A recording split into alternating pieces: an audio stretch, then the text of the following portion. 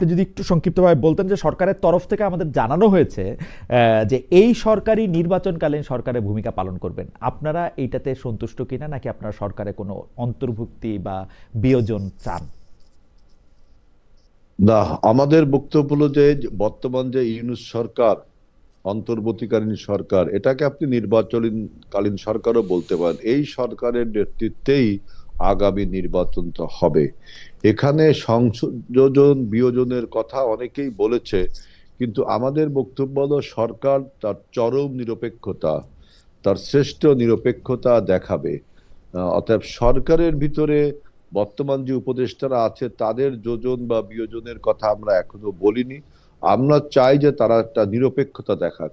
তবে প্রশাসনের যে পদায়ন, যে বদলি, যে নিয়োগগুলো হচ্ছে, বা যে আপনার নির্বাচনকে সামনে রেখে এইগুলো নিয়ে কিন্তু আমরা কিছু কথা বলেছি, আপনি ইতিমধ্যে শুনেছেন। যেমন আচ্ছা। আমরা বলেছি যে রিটার্নিং অফিসার গুলো যদি নির্বাচন কমিশন থেকে দেওয়া হয়, নির্বাচন যে কর্মকর্তাগুলো জেলায় জেলায় আছে, তাহলে কিন্তু নির্বাচন কমিশন একটু শক্তিশালী সংগঠনে পরিণত হয়। কারণ আপনি প্রশাসনকে যদি রিটার্নিং অফিসার দেন, তাহলে নির্বাচন কমিশনেরও কিন্তু কিছু সক্ষমতা ঘাটতি হয়।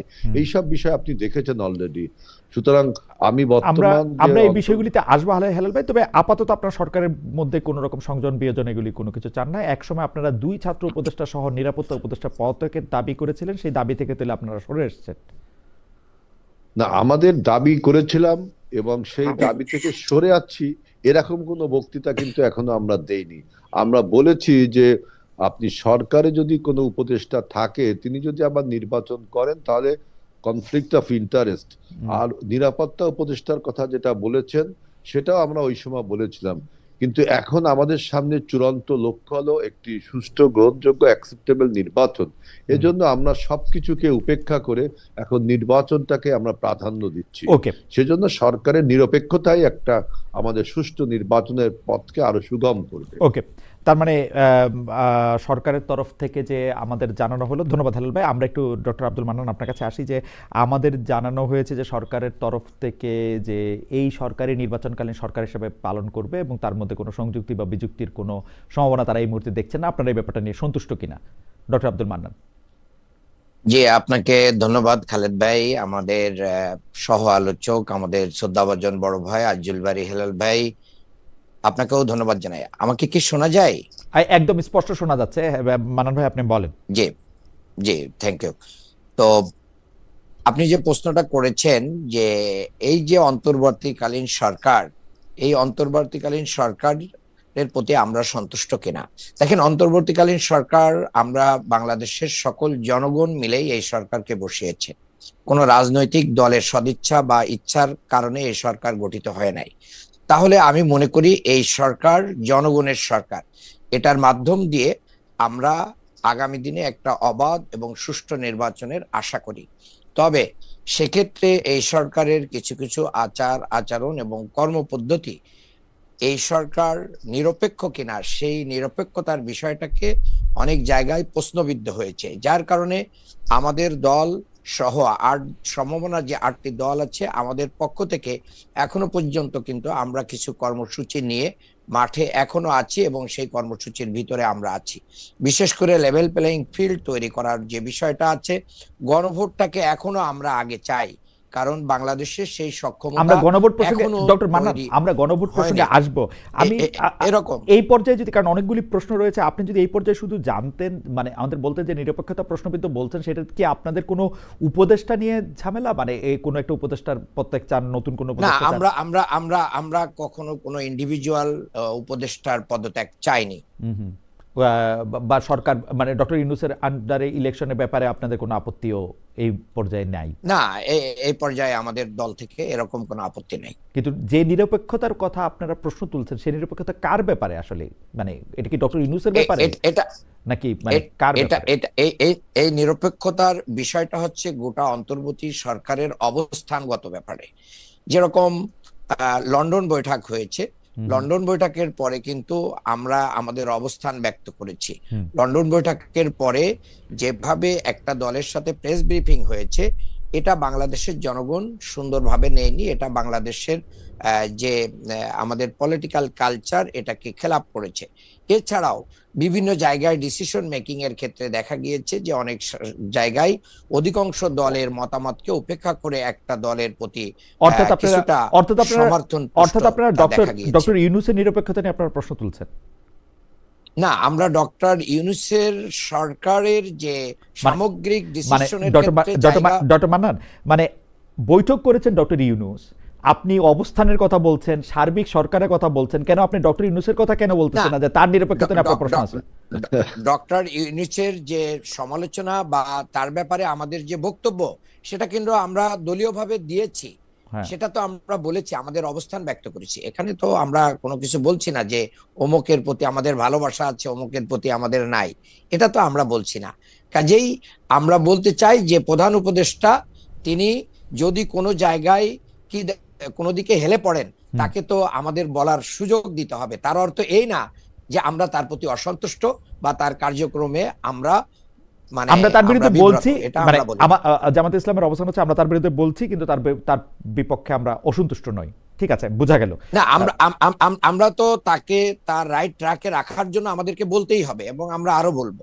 ওকে, আপনারা আরো বলবেন, তবে তার বিরুদ্ধে আপনাদের কোনো অনাস্থা নাই কিন্তু তার বিরুদ্ধে কিছু অসন্তুষ্টি আছে, আমি যদি এটাকে এইভাবে সামারাইজ করি। এই প্রশ্নটা আসলে আমরা ডক্টর মান্নানকে দিয়ে শুরু করতে চাই এবং হেলাল ভাইয়ের কাছে আমরা এরপরে এটার ব্যাপারে হেলাল ভাইয়ের অবস্থান একটু জানবো, বিএনপির অবস্থান একটু জানতে চেষ্টা করবো। সেটা হচ্ছে যে বর্তমানে নিরাপত্তা উপদেষ্টা জনাব ডক্টর খলিলুর রহমান ভারতের যে জাতীয় নিরাপত্তা উপদেষ্টা তার সঙ্গে বৈঠক করেছেন জনাব অজিত দোভালের সঙ্গে। এই বৈঠককে আপনারা আসলে কিভাবে দেখছেন? আপনি কি মনে করছেন যে এই বৈঠক খুব জরুরি ছিল? এই বৈঠকটা কেন হচ্ছে বলে আপনার মনে হয় ডক্টর মান্নান? আমরা হেলাল ভাইয়ের কাছে একটু জানতে চাচ্ছি। জি, আপনাকে ধন্যবাদ। না, হেলাল ভাই একটু পরে বলবেন, আমরা একটু ডক্টর মান্নানকে শুনি। জি ডক্টর মান্নান। জি, ধন্যবাদ। দেখেন, বাংলাদেশের অন্তর্বর্তী সরকার থেকে এখনো পর্যন্ত কোনো ব্রিফ দেওয়া হয় না এইভাবে যে কেন কি কারণে জরুরিভাবে ওনারা গিয়েছেন, এবং ওখান থেকে ফিরে এসে ওনারা যখন প্রেস ব্রিফিং করবেন তখনই আমরা বুঝতে পারবো যে কি কি কারণে সেখানে যাওয়া দরকার ছিল, কি কি কারণে যাওয়া দরকার ছিল না। কাজেই পুরো বিষয়টা অস্পষ্ট থাকা অবস্থায় এখানে কোনো মতামত দেওয়াটা আমি যৌক্তিক মনে করি না। এই ব্যাপারে আমি একটু জনাব আজিজুল বারী হেলাল আপনার কাছ থেকে জানতে চাইবো যে আপনি বিষয়টাকে কিভাবে দেখছেন, যে বাংলাদেশের জাতীয় নিরাপত্তা উপদেষ্টা ভারতের জাতীয় নিরাপত্তা উপদেষ্টার সঙ্গে বৈঠক করতে দিল্লি গিয়েছেন এবং সেই ক্ষেত্রে কি বিষয়গুলি নিয়ে আলোচনা হতে পারে বা কি নিয়ে আলোচনা হচ্ছে তা আপনি কি মনে করেন? কেন গিয়েছেন তিনি সেখানে? এইটা আমি দেখলাম যে আপনার কলম্বো সিকিউরিটি কনক্লেভ একটা অনুষ্ঠান, এটা নয়াদিল্লির ফরেন সার্ভিস একাডেমিতে হচ্ছে। আমি দেখলাম এটা একটা বৈঠক হচ্ছে দুই দেশের নিরাপত্তা উপদেষ্টা এবং আরো অন্য দেশেরও নিরাপত্তা উপদেষ্টারা মনে আছে সেখানে। আমি আজকে পত্রিকায় দেখলাম যে বলছে যে বাংলাদেশ তার আভ্যন্তরীণ নিরাপত্তা এবং আভ্যন্তরীণ ব্যাপারে অন্য কারো হস্তক্ষেপ কামনা করে না। তার মানে আগে হস্তক্ষেপ হয়েছে। সুতরাং এই বিষয়টা আমাদের নিরাপত্তা উপদেষ্টা যেটা বলেছে এটা আমি তার সাথে একমত হই যে আমাদের আভ্যন্তরীণ বিষয়ে, আমাদের রাজনীতির বিষয়ে, আমাদের নিরাপত্তা বিষয়ে আমাদের বক্তব্যটাই আর কি প্রধান হয়ে উঠবে। আমরাই আমাদের নিরাপত্তার কথা বলবো। এজন্য আমাদের দেখবেন যে পররাষ্ট্র নীতিতে আমরা একটা কথা বলেছি যে সবার আগে বাংলাদেশ, অর্থাৎ ওই যে friends to all malice two নান, এই নীতির থেকে কিন্তু বিএনপি যে পরিবর্তন ঘটাবে সবার আগে বাংলাদেশ, তারই একটা প্রতিধ্বনি যদি মনে হয় আজকের এই বক্তব্যটাকে। আপনি আবার বলতে পারেন তাহলে কি নিরাপত্তা উপদেষ্টা আপনাদের ফরেন পলিসিতে কথা বলছে? আমি ব্যক্তিগতভাবে মনে করি তিনি আজকে যে কথাটা বলেছেন, এটা তো একটু মনে করার কারণই আছে যে হঠাৎ করে ডক্টর খলিলুর রহমান বিএনপির অনেক প্রিয় হয়ে উঠেছেন, যে ডক্টর খলিলুর রহমানের না আমাদের প্রিয় হয়ে, আমি তো এই জন্যই বলছি খালিদ ভাই যে আপনি এটা বলবেন আমি জানি যে উনি, আমি পত্রিকার হেডলাইন দেখে বলছি। কারণ খেয়াল করেন হেলাল ভাই, এই ডক্টর খলিলুর রহমানকে উপদেষ্টা পরিষদে থাকতেই দেওয়া হবে না। এখন হচ্ছে ডক্টর খলিলুর রহমান হচ্ছে বিএনপির সবচেয়ে প্রিয় উপদেষ্টাদের একজন। আমার কোনো অসুবিধা নাই। এটা কিন্তু খালেদ ভাই, আমি কিন্তু আমার কথায় যদি আপনার এটা মনে হয় তাহলে আমি মনে আপনি আমাকে আমার ভুল হচ্ছে। আমি বলছি যে পত্রিকা রিপোর্ট দেখলাম যে বলছে যে আভ্যন্তরীণ বিষয়ে হস্তক্ষেপ করার নীতি মেনে চলার জন্য দুই পক্ষকে আহ্বান জানিয়েছে। ওকে আমি সেখানে বলছি যে বিএনপি এইটা বিশ্বাস করে। এখন বিএনপির এই বিশ্বাসের সাথে উনার কথা যদি মিলে যায়, তাহলে তো আপনি বলতে পারবেন ওকে যে উনি আমাদের না খুব প্রিয় খালিদ লোক। ভাই, এ ব্যাপারে আমাকে একটু টাইম দিবেন। জি জি একটু ছোট করে যদি বলেন ডক্টর মান্নান। জি জি, আসলে বাংলাদেশ জামাত ইসলামী বরাবরের মতোই কিন্তু ন্যায্যতার ভিত্তিতে বাংলাদেশের সাথে প্রতিবেশীদের সম্পর্কের কথা বলে। হুম, আমরা আরো খুশি হতাম যে উনি যেরকম ন্যায়ানুগ এবং বাংলাদেশ তার অবস্থান ব্যক্ত করবে, কিন্তু সম্প্রতি ঘটে যাওয়া যে বন্দি বিনিময় চুক্তি কিন্তু আমাদের সাথে ইন্ডিয়ার আছে, এ ব্যাপারে উনি কোনো কথা বলেছেন কিনা এটা আমাদের জানা নেই। আর আমাদের ভাইয়েরা সবসময় বলেন, কখনো পক্ষে বলেন কখনো বিপক্ষে বলেন, সুবিধা যেদিকে পান সেদিকে দেখে বলেন। এই সরকারকে কিন্তু ওনারা বারবার অনির্বাচিত সরকার বলেছেন এবং এখনো তো বলি মান্নান, এখনো নিরাপ- বলি, নি- এখনো বলি। নিরাপত্তা, হ্যাঁ এখনো বলেন, আবার তাদের পরে আস্থা রেখেই আপনারা মানে সেই নির্বাচনটাকে করতে না চান। এইটার এই বিকল্প আমার মনে হয় যে কিছু আমার নেই, মনে হয় যে মান্নান। এই হ্যাঁ, তর্কটা একটু হ্যাঁ, আলাদা, এইটার বিকল্প কিন্তু কিছু কিন্তু নেই। তুমি এই যদি তর্কটা এখন এই হুম। সরকারকে বাদ দাও, তাহলে বাংলাদেশের না না, গণতন্ত্র, সরকার বাংলাদেশের ভবিষ্যৎ কোন দিকে যাবে? না না না না অতএব হেলাল ভাই, যুক্ত- হেলাল ভাই, আমার কাছে মনে হয় যে নিয়ে কথা আমার কাছে বলতে মনে হয় যে হবে। এই তর্কটা আমরা যখন একটু সামনের দিকে যাব তখন বলবো। কিছু প্রশ্ন আপনাদের জন্য কমন রয়েছে, সেই প্রশ্নগুলি আমি একটু করে আমি নিই। আমি মনে করি জি যে ডক্টর মান্নান। এখানে বাংলাদেশের আদালত কর্তৃক ঘোষিত হুম, আসামিদের ব্যাপারে আলাপ আলোচনা থাকার প্রয়োজন ছিল। না সেটা তো বাংলাদেশ যে জুলাই সেটা তো গণ আপনি আগেই বললেন যে সেই এই আলোচনাটা হয়েছে রক্তাক্ত, কিনা আমরা তো উনারা আসলে হ্যাঁ জানবো। তা কিন্তু অনেকগুলো বিষয়ে তো কথা বের হচ্ছে, কিন্তু এরকম বিষয়ে কোনো কথা আমরা দেখি নাই। ওকে আমরা একটু হেলাল ভাই আপনার কাছে একটু জানতে চাইবো যে দুইটা লালদিয়া ও পানগাঁও বন্দরের দায়িত্ব দুই বিদেশি প্রতিষ্ঠানকে দেওয়া হয়েছে কি শর্তে, সেটা আসলে মানে এখন পর্যন্ত ডক্টর মোহাম্মদ ইউনূস এবং জনাব আশিক চৌধুরী ছাড়া আমরা কেউ জানি না, মানে আমি অন্তত জানি না, কেউ জানি না, এটা বলা ভুল, হয়তো হেলাল ভাই জানে, হয়তো মান্নান ভাই জানে। আমরা একটু হেলাল ভাইকে বলবো যে এই ব্যাপারটা আপনি আসলে কিভাবে দেখেন সরকারের শেষ পর্যায়ে এখন। আমি আসলে, আপনি খালেদ ভাই একটা ভালো কোশ্চেন করছেন যে দুইটা বন্দর হুম আপনার দুইটা বিদেশি প্রতিষ্ঠানকে যে ইজারা বা কন্ট্রাক্ট যাই বলেন দিল, এটা তো মনে হয় 30 বছরের চুক্তি, এরকম একটা কি মনে হয় চুক্তি হুম হয়েছে, তাই না?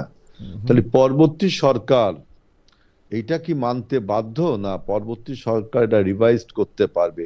এই জিনিসটা খালেদ ভাই আমার কাছে জানা নেই।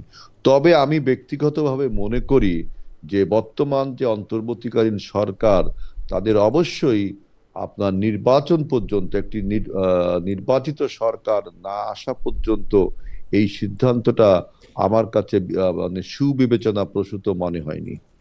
এটার কারণ কি এইরকম হইতে পারে যে ওইখানে বিএনপি রাজনৈতিক যে শক্তি, সেই শক্তি দিয়ে ওই টার্মিনালগুলি পরিচালনা করার ক্ষেত্রে যেসব লোকবল বা ওইখানে যে টার্মিনালের মধ্যে যেগুলি বলা হয় আর কি, দুর্নীতি, চাঁদাবাজি বা মিসঅ্যাপ্রোপ্রিয়েশন অথবা সিস্টেমের যে লিকেজ, সেইটা পরিচালনা করে বলে বিএনপি একটু অখুশি নাকি?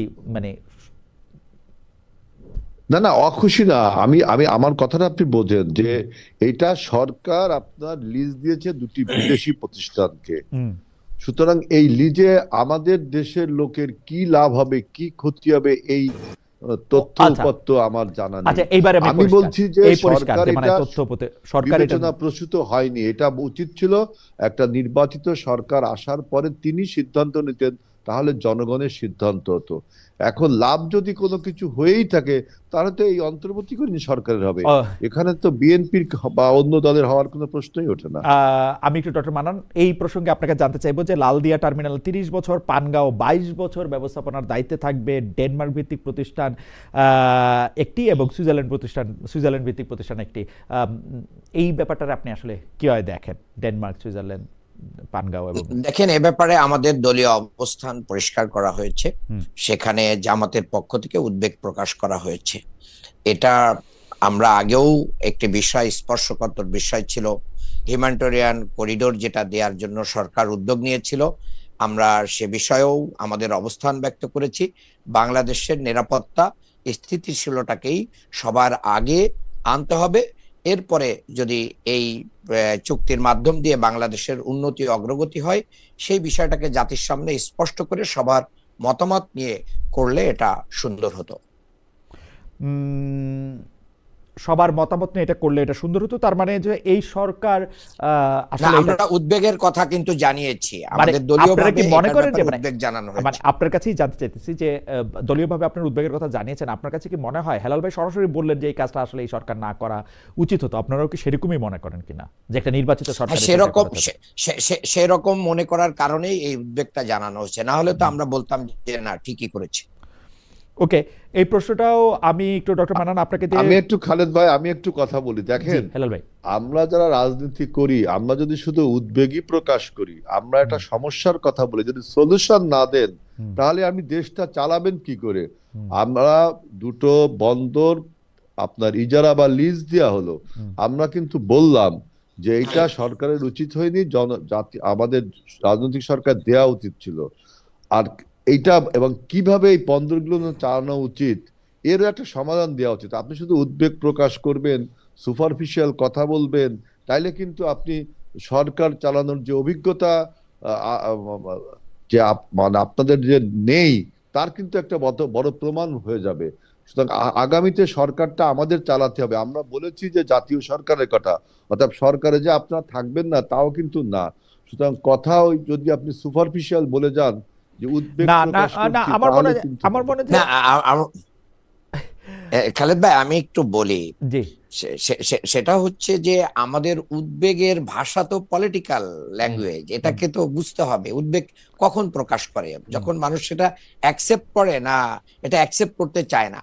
আর আমরা বলেছি সকল রাজনৈতিক দলকে সাথে নিয়ে আলাপ আলোচনার মাধ্যম দিয়ে প্রধান উপদেষ্টা এটা করতে পারতেন, এটা টেবিলে আনতে পারতেন, এই টেবিলে আনার মাধ্যমে এটা করতে পারতেন। কিন্তু ডক্টর মান্নান, জামায়াতের এই প্রতিবাদটাকে একটু সফট মনে হয়েছে কিনা, মানে মনে হয়েছে কিনা যে না মানে কারণ অন্য ক্ষেত্রে যেমন জামাত দৃঢ়ভাবে একটা প্রতিবাদ করে অন্য কোনো অন্যায়ের ক্ষেত্রে, এইটাকে আমি আসলে আপনাদের যেটা আনুষ্ঠানিক প্রতিবাদ সেটা একটু দেখতেছিলাম, সেটা একটু সফট মনে হয় কিনা, মানে ডক্টর মান্নান আমার কাছে মনে হয় যে জামায়াত যেটা খারাপ মনে করে সেটার ব্যাপারে কিন্তু আসলে সে দৃঢ় অবস্থান নেয়, আর যেটার ব্যাপারে সে একটু মানে you know better than me actually, আমি শিওর যে আপনি আচ্ছা বিএনপি কে কোনো কর্মসূচি দিয়ে না না কর্মসূচির প্রসঙ্গে আমি আসতেছি না। বিএনপি না না বিএনপি তো দুজন খালেদ ভাই সমস্যা আমি একটু মান্নান বলি, জামাত আসলে এখন একটা রিফর্মিস্ট দলে পরিণত হয়েছে, এই জন্য আর কি কথাগুলো এখনো ক্লিয়ার না না না না না না কিন্তু হেলাল ভাই জামায়াতকে গালি দেওয়া যত সহজ রিফর্মিস্ট বা অন্য ফরমিস্ট বইলে, আচ্ছা গালিটা ভালো ভালো যত বলা রিফর্মিস্ট যত বলা সম্ভব ভালো, একজন রিফর্মার মানে ভাইরা এই রিফর্মটা মেনে নিতে পারছে না, কিন্তু বিএনপি তো এটা অনেক কষ্ট হচ্ছে ভাইদের। আচ্ছা ঠিক আছে, আমি অন্য প্রসঙ্গে আসি, আমি আরেকটা প্রসঙ্গে আসি, এটা খুবই ভালো যে এই একটু গণভোট প্রসঙ্গে একটু কথা বলি, যে গণভোটে ফেব্রুয়ারিতে জাতীয় নির্বাচনের দিন গণভোট হবে। আমি একটু ডক্টর আব্দুল মান্নান আপনার কাছে জানতে চাই এই নিয়ে দলের কোনো প্রচারণা থাকবে কিনা, থাকলে হ্যাঁ কি না, কোন দিকে ভোট দিতে বলবেন দলীয় কর্মী সমর্থক সহ সারা দেশের ভোটারদের? ডক্টর আব্দুল মান্নান। এটা তো সুস্পষ্ট, আমার মনে হয় আমাদেরকে এই প্রশ্ন করাই অবান্তর যে আমরা কিসের পক্ষে নিব। আমাদের এতদিনের কর্মকাণ্ডই জাতির সামনে স্পষ্ট হয়েছে যে আমরা কি হার পক্ষে থাকবো, আমরা এই সংস্কারের পক্ষে। এই সংস্কারের জন্যই আমরা সবচেয়ে বেশি আন্দোলন করেছি। যারা এই 5ই আগস্টের পরে 7 তারিখে নির্বাচন চেয়েছে, যেনতেন ভাবে নির্বাচন চেয়েছে, ইন্ডিয়া নির্বাচন চেয়েছে, আওয়ামী লীগ নির্বাচন চেয়েছে, অন্যরাও নির্বাচন চেয়েছে রিফর্ম ছাড়া, তারাই বরঞ্চ এটাকে বাধাগ্রস্ত। ইতিমধ্যে আমাদের বন্ধুরা অনেকেই রিফর্মটা যেভাবে সেট করা হয়েছে, গরম করে ফেলেছে, রিফর্মটা যেভাবে সেট করা হয়েছে, হ্যাঁ আমরাও এটা বুঝতে পারতেছি, এটা জামায়াত একটু খুশি হয়েছে গণভোটটায়, কিন্তু আমরা খুশি হচ্ছে না ভোট, কিন্তু ইতিমধ্যে আমাদের ভাইরা প্রচারণা না ভাইদের প্রচারণা বাদ দিলাম, মানে রিফর্মটা যেরকম 4টা ইয়ার একটা প্যাকেজে আসছে, সেই প্যাকেজটা আপনারা ঠিক মনে করতেছেন, মানে ইটস ওকে? প্যাকেজ তো এখন যেভাবে আসছে এই প্যাকেজটাকে আমরা আরো কিছু যদি এই প্যাকেজের ভিতরে ঢুকাই দেওয়া যেত তাহলে রিফর্মটা আরেকটু সুন্দর হতো। ওকে পরিষ্কার। জাতীয় নির্বাচনের দিন গণভোট হবে, আপনারা সেরকমই চাইছিলেন হেলাল ভাই, এই নিয়ে দলীয় প্রচারণা থাকবে কিনা, আপনারা হা নাকি না কোন দিকে ভোট দিতে বলবেন দলীয় কর্মী সমর্থক সহ দেশের ভোটারদের? আমি প্রথমে একটা কথা বলতে চাই যে জাতীয় নির্বাচন গণভোট একদিনে হবে এটা আমরা চাইছিলাম, এটা ঠিক, কিন্তু আমরা চাইছিলাম এই জন্য সরকার করছে, এই কথাটা কিন্তু ভুল। এটা আমাদের সাথে এটা আরো কাকতালীয়, রাজনৈতিক তাই না? দলও চাইছিল। এটা কাকতালীয়, তাই না? না না, আমি বলছি যে পলিটিক্যাল মেসেজটা দেখেন, আমরা একারা চাই, আরো রাজনৈতিক দলও চাইছিল। হ্যাঁ, হ্যাঁ। শুধুমাত্র জামাত এবং 5 দল, মানে জামাতের নেতৃত্বে যে 5টা দল, এবং এনসিপিও কিন্তু চাইছিল। 5টা না, 8টা ভাই, একটু ভুল বলছেন। 8টা, আচ্ছা 8টা, ধরলাম 10টা, কিন্তু মেজরিটি দল চাইছিল যে মেজরিটি মানে নির্বাচন এবং সংখ্যায়, মেজরিটি মানে সংখ্যায় হেলাল ভাই।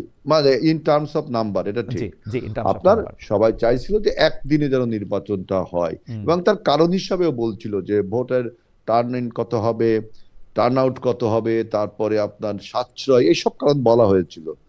এখন আপনি বলছেন যে না ভোট এবং হা ভোট, কোনটা আর দিতে বলবেন? মান্নান বলার চেষ্টা করছে যে আমাদের কোনো একজন এমপি প্রার্থী, ফারুক ভাই খুব সম্ভব, তিনি মনে হয় ওই যে ফেসবুকে একটা নিউজ আসলো, আমি জানি না এটা উনি বলছেন না এআই জেনারেটেড, যদি উনি বলেও থাকে, তারপরে আমি বলছি দেখেন, আমি যেমন ব্যক্তিগতভাবে হা ভোটের পক্ষে, যে এই জুলাই সনদ এটা যেন হা ভোট হয়, এটা আমি পক্ষে। এখন আরেকজনকে যে না হলে আপনি তাকে কিন্তু ভর্ৎসনা করতে পারেন না।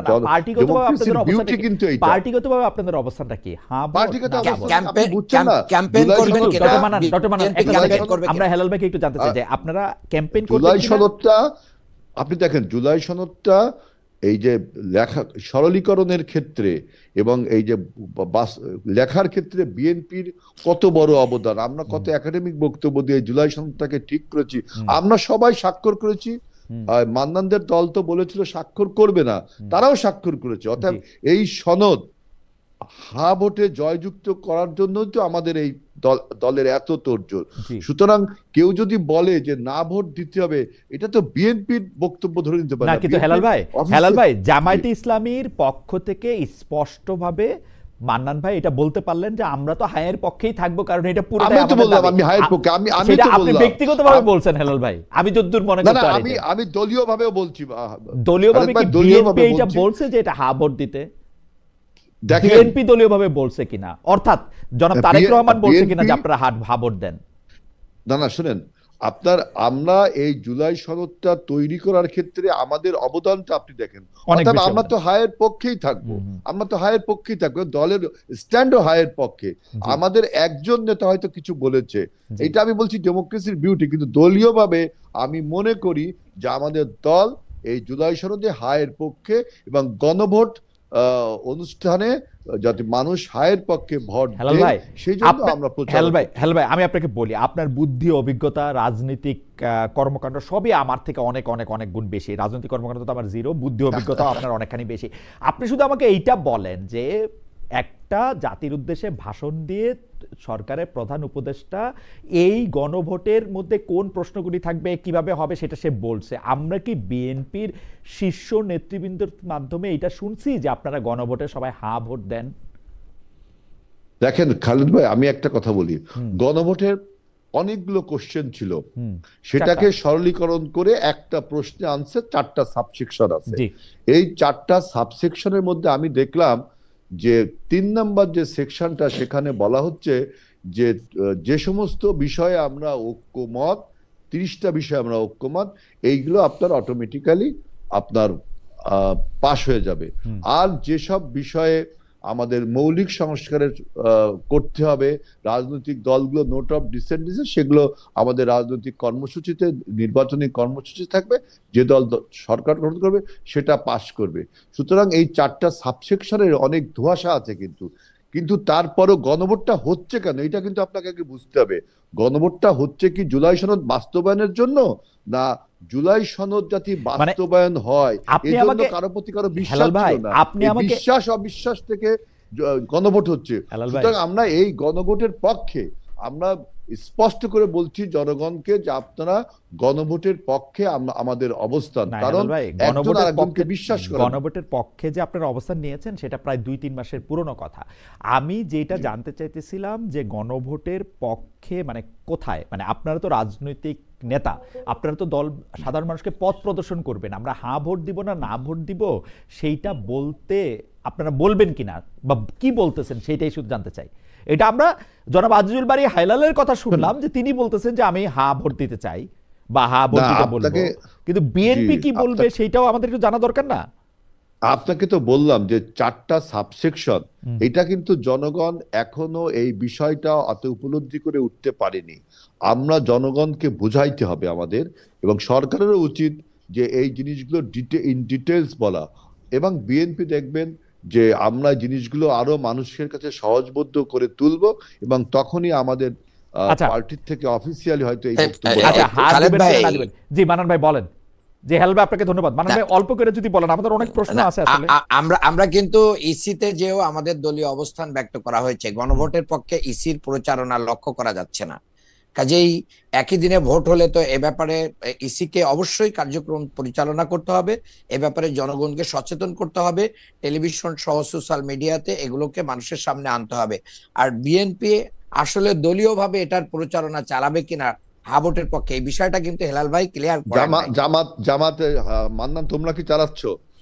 আমরা চালাচ্ছি তো, আমরা আছি, না জনগণ না বিশ্বাস করে না না, আমরা এটা করবো। আমার কাছে আমি মনে হয় যে দেখিনি। আমরা এটা করবো। আমার কাছে মনে হয় যে আমরা অন্য একটা প্রসঙ্গে এখন যাই।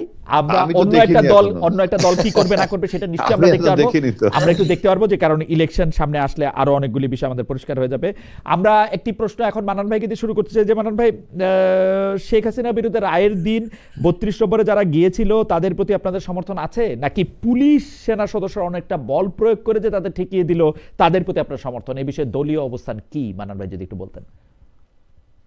দেখেন, আমাদের মানে অবস্থান সব সময় দেশের আইন এবং দেশের শৃঙ্খলা এটার পক্ষে, এবং আমরা মনে করি যে দেশে যেহেতু একটা স্থিতিশীল অবস্থা আছে, সেই স্থিতিশীল অবস্থাকে আমাদেরকে কন্টিনিউ করতে হবে। এখানে আমরা আইন শৃঙ্খলার ব্যাপারে আমাদের যেরকম সবার সহযোগিতা প্রয়োজন, আবার জুলাই গণ অভ্যুত্থান পরবর্তী ছাত্র জনতার স্পিরিটকে আইন শৃঙ্খলা বাহিনী ধরতে না পারা, বুঝতে না পারা, তাদের পরে যে স্টিম রোলার চালানো এবং ফোনে সুস্পষ্টভাবে বলা এরা শিবির, এদেরকে শায়েস্তা করতে হবে, এই যে আরো ফোর্স দেন, এই জাতীয় অবস্থান প্রশাসনের আমরা এটা অ্যালাউ করি না, আমরা এটা সমর্থন করি না। বরং এই জায়গায় এসে প্রশাসন, জনগণ এবং জুলাই স্পিরিটের অবস্থান গ্রহণ করেছে বলে আমাদের কাছে প্রতীয়মান হয়েছে। উত্তরটা যদি একটু পরিষ্কার করতেন, মানে 32 নম্বর যারা গেছিল তাদের আপনারা সমর্থন করেন? শোনেন, 32 নম্বর জনগণের স্পিরিট, জনগণের যে আকাঙ্ক্ষা, এটাকে আমি কিন্তু একটা দলীয় অবস্থান দিয়ে আমরা দমিয়ে রাখতে পারবো না। না আমি কোন জনগণের এই দমানোর পক্ষেও না, আকাঙ্ক্ষাকে আমি আমাদেরকে আপনার অবস্থানটা জানতে রেসপেক্ট করতে চাইতেছি হবে। যে জামাত ইসলামী কি ওটা সমর্থন করে, ওটা ভাঙতে যাওয়াটা? জামাত ইসলামী কোন কর্মসূচি ঘোষণা করে দলীয়ভাবে সিদ্ধান্ত নিয়ে এরকম কোন কর্মকাণ্ড পরিচালনা করে না। যারা গেছিল তাদের সমর্থন করেন কিনা? যারা গেছিল তাদের সমর্থন করেন কিনা? জনগণের যারা গেছিল তাদের সমর্থন করেন কিনা?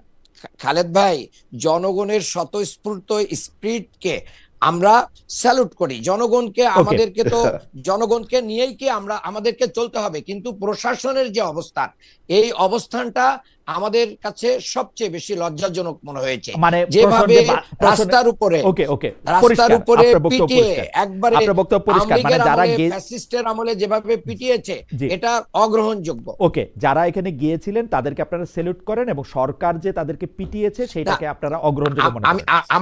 আমার মনে হয় যে আমার কথাটাকে একটু ভুল ব্যাখ্যা করা হচ্ছে। ঠিক করে বলেছি, আমি ক্লিয়ারলি বলছি, আইন শৃঙ্খলা হাতে রাখা, আইন শৃঙ্খলা হাতে তুলে নেওয়া, এবং দেশে যেহেতু একটা স্থিতিশীল অবস্থা এসেছে, এই জায়গায় কিন্তু আমাদের কোনো নৈরাজ্যকর পরিস্থিতি তৈরি করার সুযোগ নেই। সেখানে পুলিশ প্রশাসন জনগণের স্পিরিটকে রেসপেক্ট করতে, যে মিউচুয়ালি এটাকে কুললি এটা ডিল করতে পারতো, তাহলে দুইটা জিনিসই এখানে কিন্তু বাস্তবায়ন হতো, কিন্তু সেটা কিন্তু প্রশাসন করতে ব্যর্থ হয়েছে। আমি যতটুকু বুঝলাম যে যেখানে তারা গিয়েছিল সেটা আইন হাতে নেওয়া তাদের ঠিক হয় নাই, কিন্তু জনগণের উপরে পুলিশের বল প্রয়োগ ঠিক হয় নাই। ঠিক ছিল, পুলিশের যাওয়াটা ঠিক ছিল। এটা তাদের স্পিরিট, এটা তাদের আকাঙ্ক্ষা। ওকে, এটাকে সুন্দরভাবে ডিল করলে কিন্তু দুইটা জায়গায় এখানে দেশটা সুন্দরভাবে সরকার বল প্রয়োগ করছে, ওটা ঠিক হয় নাই। অবশ্যই ঠিক হয় নাই। যারা গেছিল তারা ঠিক, এবং যাওয়াটা ঠিক ছিল।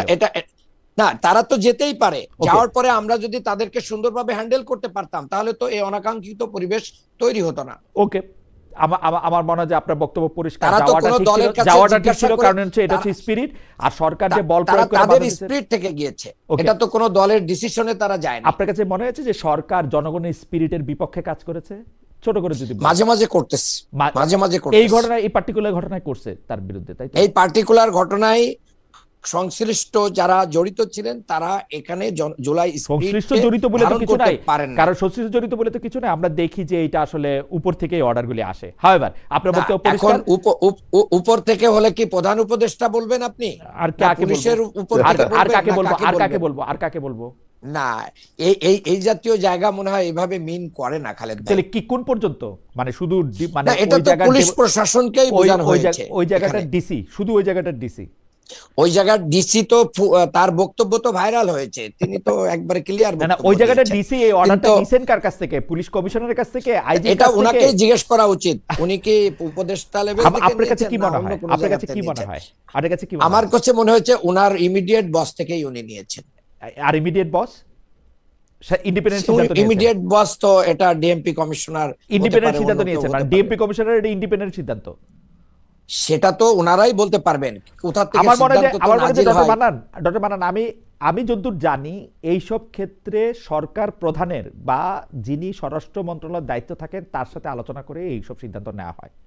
এই ব্যাপারটা তাহলে কোনোভাবেই একজন, কারণ এর আগের বার যখন 32 নম্বর ভাঙা হয়েছে সরকারের সিদ্ধান্তেই তখন কিছু বলা হয় নাই, এইবার সরকারের সিদ্ধান্তেই সেটা আটকানো হয়েছে।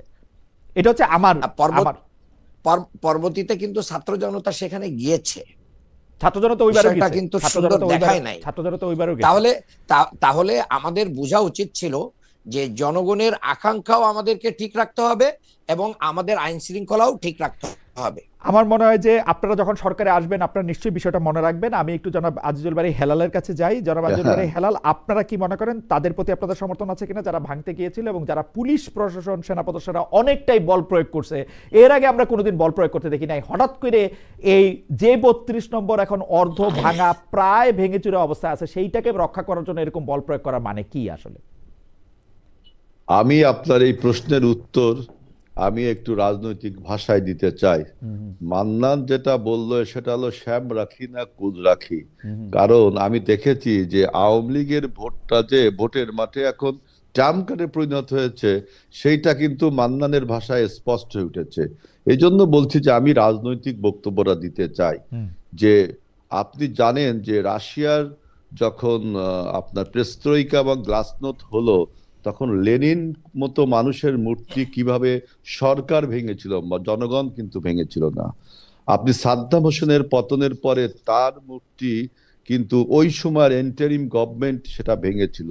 ইভেন আপনি জানেন স্বাধীনতার পরে ইকবাল হলের নাম আমাদের সার্জেন্ট জহুল হক হলের নামে হলো। জিন্নাহ হলের নাম, জিন্নাহ কিন্তু পাকিস্তানের প্রতিষ্ঠাতা, তার নাম পরিবর্তন আমাদের অনেক প্রশ্ন আছে, আপনি যদি উত্তরটা। না আমি একটু বলি, এই প্রশ্নের উত্তর আমাকে এভাবে দিতেই তাই তো হবে, ইতিহাসে হারিয়ে যাচ্ছে। পরে না বলতেই হবে। সুপারফিশিয়াল কথাবার্তা বলে কিন্তু রাজনীতি হয় না। না জি জি বলেন বলেন বলতে হবে। বলেন। আপনার জিন্নাহ হল আপনার হয়ে গেল সূর্য সেন হল, আপনার জিন্নাহ এভিনিউ হয়ে গেল আমাদের দেশের এক নেতার নামে। সুতরাং আপনি যদি এই আওয়ামী লীগকে ফ্যাসিবাদ মনে করেন এবং আওয়ামী লীগ যে সমস্ত প্রতীক নিয়ে ফ্যাসিবাদ তৈরি করেছিল, সে ফ্যাসিবাদের সমস্ত প্রতীক এটা থাকবে কি থাকবে না সরকারকে কিন্তু সিদ্ধান্ত নিতে হবে। এটা আপনি ঢাক ঢাক গুড় করে রাজনৈতিক দলের উপর চাপিয়ে দিয়ে আবার রাজনৈতিক দলগুলো ওই যে বললাম যে ভোটের মাঠে ট্রাম্প কার্ড হিসেবে ব্যবহার করার জন্য মান্নানের মতো আপনি শাম রাখি না কুল রাখি তা বললে হবে না। আমি এই জন্য ইতিহাস থেকে উদাহরণগুলো দিলাম। সুতরাং বর্তমান যে আমি একটা বিনীত প্রশ্ন করতে পারি? অবশ্যই অবশ্যই। আপনি কারে রাখলেন, শ্যামরে রাখলেন না কুলরে রাখলেন? আমি তো এটা বুঝলাম। আমি তো বললাম যে আপনি যদি শেখ মুজিবের এই সমস্ত স্মৃতিকে এইগুলোকে যদি আপনি মনে করেন যে ফ্যাসিবাদের প্রতীক এবং এখান থেকে ফ্যাসিবাদের উৎপত্তি হয়েছে, তাহলে কি ফ্যাসিবাদের এই প্রতীকগুলো থাকা উচিত? অবশ্যই উচিত না। তাহলে সরকারের সেটা সিদ্ধান্ত নিতে হবে, কেন জনগণকে উস্কে সরকারের দিতে হবে, সিদ্ধান্ত কেন ঠিক আছে, জনগণের। সরকারের সিদ্ধান্ত ঠিক আছে, রাজনৈতিক দল হিসেবে আপনার সিদ্ধান্ত কি সেটা আপনি বলেন। যেমন মান্নান ভাই, আমি যেটা বুঝলাম যে মান্নান সাহেব এটা স্পষ্ট বলতে পারলেন যে তিনি মনে করেন যে এটা জনগণের স্পিরিট, জনগণের এখানে যাওয়াটা ঠিক আছে, পুলিশের বল প্রয়োগ করাটা ঠিক নাই, এটা একটা এমিকেবল সলিউশনের মাধ্যমে তাদের বুঝায় শোনায় ফেরত দেওয়া দরকার ছিল। আমি উনি যে জনগণের কথা বললেন, এই দেশে বিএনপি, আওয়ামী লীগ, জামাত, জাতীয় পার্টির যে পার্সেন্টেজ ভোটের বা সমর্থনের পার্সেন্টেজ, সেখান থেকে আপনি টোটাল জনগণকে রিপ্রেজেন্ট করছেন তা না। এটা এমন একটা বিষয় যে আপনি আগে মনে করতে হবে যে শেখ মুজিবের যে রেলিক গুলো আছে, যে স্মৃতিচিহ্ন গুলো আছে, এইগুলোর উপরে ভর করে দাঁড়িয়ে যে ফ্যাসিবাদের কায়েম হয়েছে। সুতরাং যদি এটা মনে করেন, সরকার মনে করে, রাজনৈতিক দলগুলো তো মনে করেছে বিধায় 24-এর গণ অভ্যুত্থানটা হলো। এখন এইটাকে আপনার 24-এ গণ অভ্যুত্থান তো একজন শাসকের উপর, একজন অন্যায়কারীর উপর 15 বছর ধরে ভোট চোরের উপর হয়েছে। না না, এইটা কিন্তু এবং শেখ মুজিবুর রহমান এবং শেখ হাসিনা দুই দল করতেন। শেখ হাসিনা তো শেখ মুজিবুর রহমানের কথা মানে নাই, শেখ মুজিবুর রহমানের দল ছিল বাকশাল। সেটা আপনার ব্যাখ্যা, কিন্তু দেখেন 24 না, সেটা আপনি রাজনৈতিক দল হিসেবে আপনি বলেন, আপনি রাজনৈতিক দল হিসেবে আপনি চান যে এই লক্ষণগুলিকে ফেসিবাদের লক্ষণ হিসেবে চিহ্নিত করে এটাকে ঘুরাই দেওয়া হোক, এটা আপনি রাজনৈতিকভাবে চান কিনা সেটা আপনি বলেন। আমি বলছি যে আপনাকে আগে ঠিক করতে হবে, যে এই যে খালেদ ভাই আমাকে একটু বলতে দেন। জি আপনি বলবেন, ডক্টর মান্নান বলবেন। ফ্যাসিস্টের কোন ফ্যাসিস্টের স্মৃতিচিহ্ন হিসাবে আপনি বিবেচনা করেন কিনা? বিএনপি কি মনে করে? না শুনেন, 24-এর গণ অভ্যুত্থানের পক্ষে 24-এর গণ অভ্যুত্থান শেখ হাসিনার এগেইনস্টে হয়েছে, এইসব চিহ্নের এগেইনস্টে শেখ হাসিনার এগেইনস্টে, এইটা কিন্তু ঠিক না। 24-এর গণ অভ্যুত্থান হয়েছে আওয়ামী ফ্যাসিবাদের বিরুদ্ধে, আওয়ামী তন্ত্রের বিরুদ্ধে। সেই আওয়ামী তন্ত্রের অগ্রনায়ক ছিল শেখ হাসিনা, ক্যাপ্টেন ছিল শেখ হাসিনা। আমার কাছে কিন্তু আমি কিন্তু এটা বিনয়ের সাথে, কারণ শেখ হাসিনা আওয়ামী লীগারদের সম্পর্ক বলতো, তাকে ছাড়া নাকি সব আওয়ামী লীগের লোকজনের কেনা যায়, সেটাও তাদের নিজস্ব ব্যাপার, কিন্তু নিজস্ব ব্যাপার না তো। শেখ হাসিনা আওয়ামী লীগই কই করলো, শেখ হাসিনা কি বললো তার দলকে, এটা তো তাদের আভ্যন্তরীণ ব্যাপার। কিন্তু আমরা জনগণ দেখেছি যে আওয়ামী লীগের নেতৃত্বে শেখ হাসিনা যে তার নেতা ছিলেন, তা সে আওয়ামী একটা দুঃশাসন, আওয়ামী একটা ফ্যাসিবাদ। সেই আওয়ামী ফ্যাসিবাদের যে সমস্ত স্মৃতিচিহ্ন, এই যেখান থেকে ফ্যাসিবাদের উৎপত্তি হয়েছে, সেইগুলো থাকা উচিত কি উচিত না, এই সিদ্ধান্ত 24-এর গণ অভ্যুত্থানে নেওয়া হয়ে গেছে। এই 24-এর গণ অভ্যুত্থান অনুযায়ী বিএনপি এই সিদ্ধান্ত নিছে যে ঠিক আছে ফ্যাসিবাদের আর কোনো চিহ্ন থাকবে না। জনগণই 24-এর গণ অভ্যুত্থান বিএনপি একা করেনি, সবাই নিয়েই আমরা জনগণকে নিয়ে করেছি। 24-এ সেইটা সিদ্ধান্ত আমার মনে হয় যে হেলাল ভাই, আপনি নিশ্চয়ই আপনারে শুনতে পাচ্ছেন, আপনার কথা আগে পরের, আপনি নিশ্চয়ই এইটা, আমার আর কিছু বলার নাই। আমি একটু ডক্টর মান্নানকে শুনি। ডক্টর মান্নান, এই প্রসঙ্গে আপনি, আমি একটু বলতে চাই, এক মিনিট একটু যদি বলেন। দেখেন, আসলে হেলাল ভাইকে অনেক সময় দিয়েছেন, ভাই কিন্তু তার অবস্থান ব্যক্ত করতে পারেন নাই। আলহামদুলিল্লাহ। আসলে কিভাবে ব্যক্ত করবেন? মির্জা ফখরুল ইসলাম আলমগীর সাহেব ইতিমধ্যে বলেছেন যে আমরা মামলা ক্ষমতায় আসলে উঠাই নেব। যেখানে ফজলুর রহমান সাহেব বলেন যে এই বিচার ঠিক হয় নাই, আমরা আসলে এটা বাতিল করব। আওয়ামী আপনি কিন্তু এটা ঠিক বলতেছেন না যে মির্জা ফখরুল ইসলাম আলমগীর বলেছেন যাদের বিরুদ্ধে মিথ্যা মামলা হয়েছে তিনি আওয়ামী লীগ করলেও তাকে উঠায় নেওয়া হবে। আমি তার বক্তব্য শুনে এটা আমার কাছে মনে হয় মিথ্যা মামলা কি আপনি উঠাবেন না? জামাত ইসলামী কি মিথ্যা মামলা উঠাবে না? এবং শোনেন, এবং উনি আরো বলেছেন ফুলের টোকাও লাগবে না, আপনারা আমাদের সাথে থাকেন। জামাত ইসলামী সবার আগে 24-এর আন্দোলনের পরে জামাত ইসলামী সবার আগে বলছে যে আওয়ামী লীগকে মাফ করে দেওয়া হবে। না, আওয়ামী লীগকে মাফ করে দেওয়া হবে না। আমরা বলেছি অপরাধীদের ব্যাপারে যদি কেউ মানে কি নিতে চায়, আইনগত ব্যবস্থা নিতে চায়। আমিরে জামাতের বক্তব্যকে আপনি মিসকোট করছেন। এখানে উনি ক্লিয়ার বলেছেন আমরা সহযোগিতা করব। আপনি ঠিক কোট করেন, আমিরে জামাত কি বলছে আপনি ঠিক কোট করেন। এই যে এখন তো হেলাল ভাই বলতে পারেন নাই যে ওনারা 32 নম্বর এটা এখানে যাওয়ার ঠিক ছিল কি আমিরে জামাত কি বলছেন, আমিরে জামাত কি বলছেন সেটা ঠিক কোটটা করেন। আমার কথাটা শেষ করতে দেন। জি আমার কথাটা শেষ করতে দেন। জি শেষ করেন। হেলাল ভাই কিন্তু বলতে পারেন নাই যে এখানে যাওয়া ঠিক ছিল কি ছিল না। আপনি কি বলতে পেরেছেন? আপনি কি বলতে পেরেছেন? আমি ক্লিয়ারলি বলছি। দ্বিতীয় নাম্বার কথা হচ্ছে, দেখেন এদেশের মানুষরা মানে সেনানিবাসের ভিতরেও কিন্তু শেখ মুজিবের মূর্তি ভেঙেছে।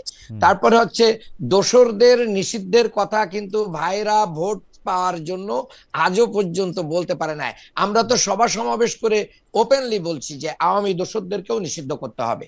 কাজেই আওয়ামী লীগের ভোট আওয়ামী পাওয়ার জন্য দোসরদের ভাইরা নিষিদ্ধ এখন করতে অনেক, হবে সেটা তো অন্য কথা। আপনারা জামাত ইসলামের তার মানে কি শীর্ষ নেতৃত্ব এইটা বলছেন কিনা যে আপনারা কোনো দল নিষিদ্ধ হোক সেই পথে হাঁটতে চান না, বলছেন কিনা এটা মানে বলেন।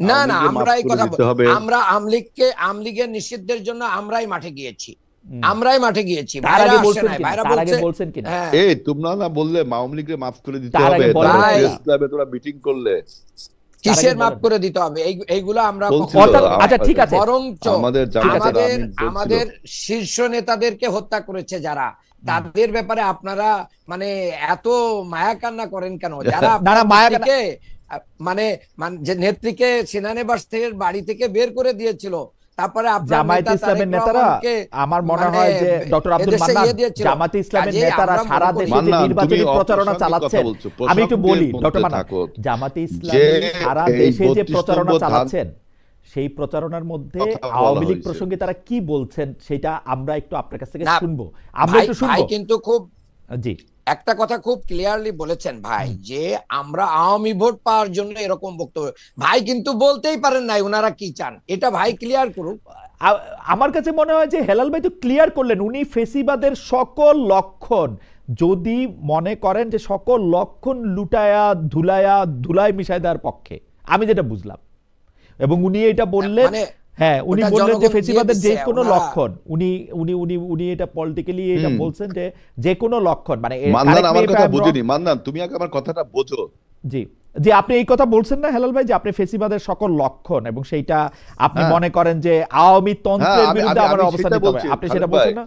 হ্যাঁ, আমি সেটা বলছি। মান্নান কিন্তু আমার কথা বোঝেনি, না বুঝে ও কথা বলছে। আপনারা দুজন একই কথা আসলে বলছেন, আমার মনে হয় আপনাদের দুজনের অবস্থানই এক, আপনারা আওয়ামী লীগের সকল নিদর্শনই আসলে মিশে যাক, আওয়ামী প্রশ্নে মিশায় আমরা দেওয়া হোক, সেটা ঐক্যবদ্ধ সেটা নাকি? দেখ। জি, আওয়ামী প্রশ্নে আমরা আমি গোটা আমি বাংলাদেশ আমার কথা ঐক্যবদ্ধ। মান্নান বুঝিনি।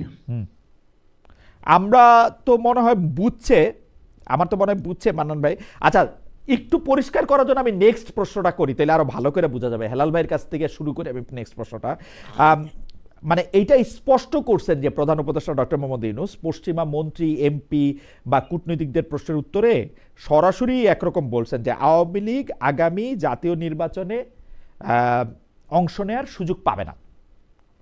দেশে আওয়ামী লীগের যারা ভোটার, আওয়ামী লীগ অংশ নিলে যারা নৌকায় ভোট দিতেন, সেই ভোটারদের প্রতি আপনাদের আহ্বান কি থাকবে?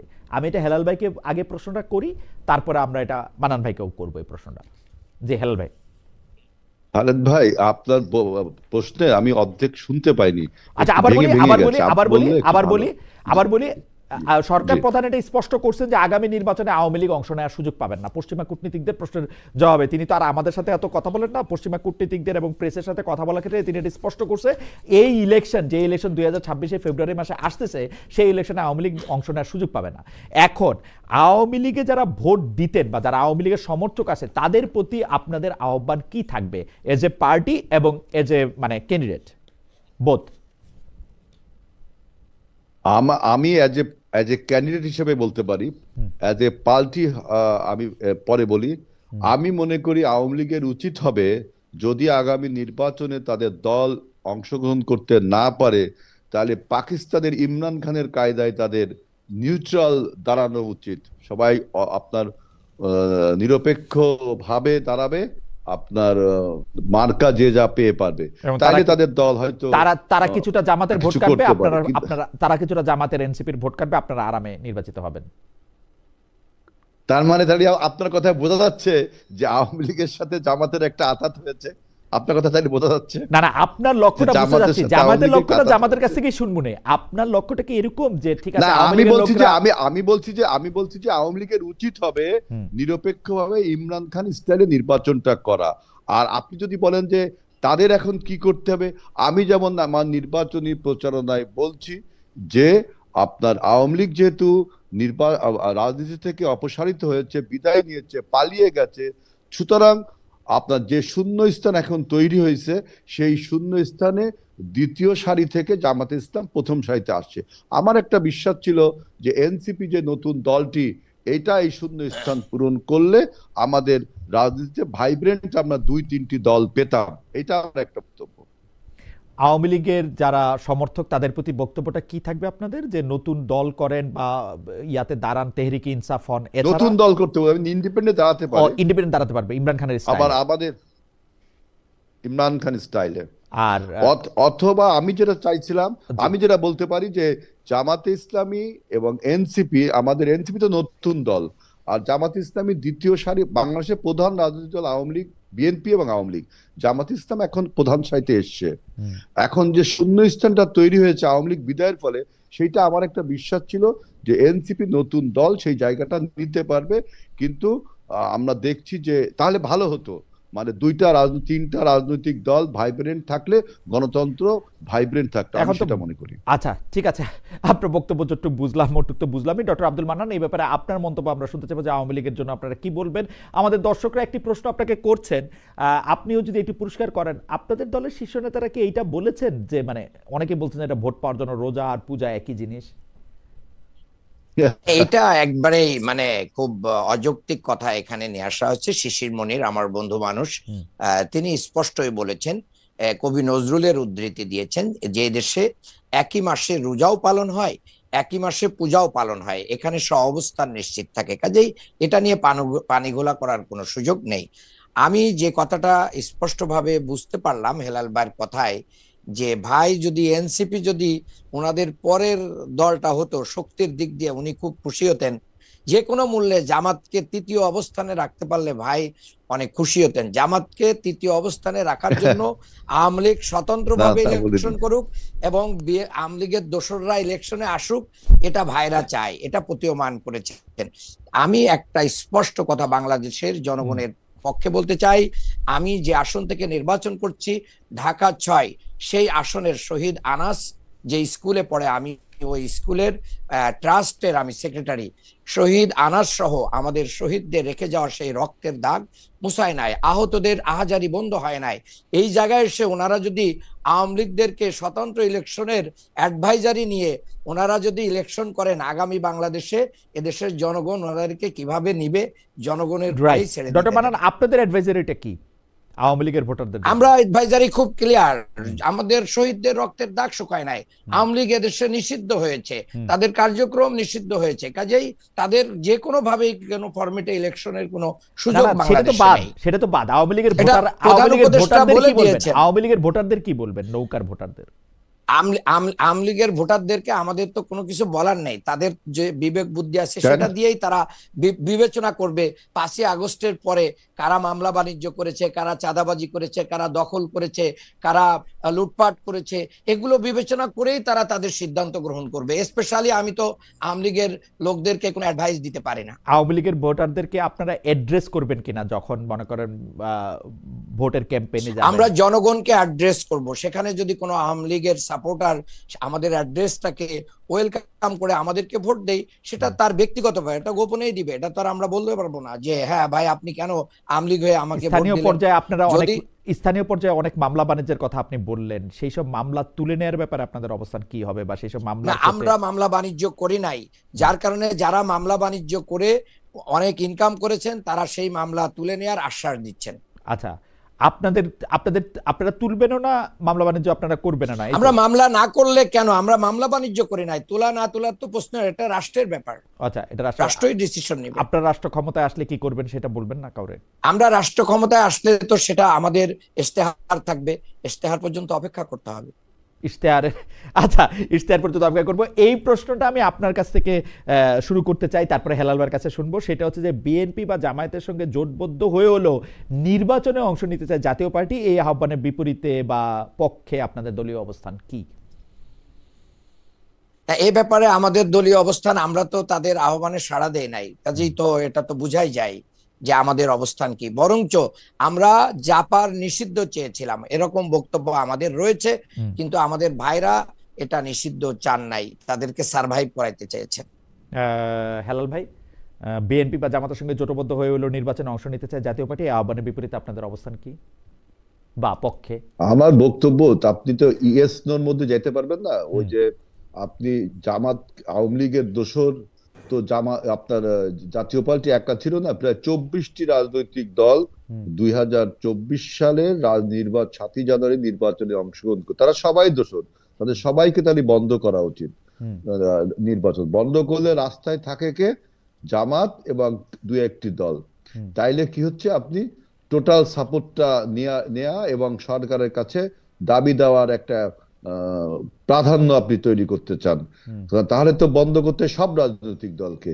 এখন আমি যে বক্তব্যটা দিচ্ছি সেটা হলো যে জামাত ইসলাম, আমি তৃণমূল পর্যায়ে দেখলাম যে তাদের কর্মী সংগ্রহ অভিযান চলছে। জামাত কিন্তু কখনো ওপেনলি কোনো সম্মেলন, কমিটি এগুলো করে না। আপনি দেখবেন রাত্রে বেলা বসে তাদের একটা আসর, নেতা নির্বাচন বিভিন্ন ডিস্ট্রিক্টের, ঢাকার থেকে কুমিল্লার নেতা নির্বাচন, ঢাকার থেকে দিনাজপুরের নেতা নির্বাচন, দিনাজপুর থেকে কুড়িগ্রাম, এরকম এক রাতের বেলা আসরের মাধ্যমে আমরা শিখ সম্মান করি, ভোটাভুটি হয়, গন্ডগোল হয়, অনেক কিছু হয়, আলোচনা সমালোচনা করে একটা কমিটি বেরোয়। জামাত কিন্তু খুব চুপচাপে কমিটি গুলো।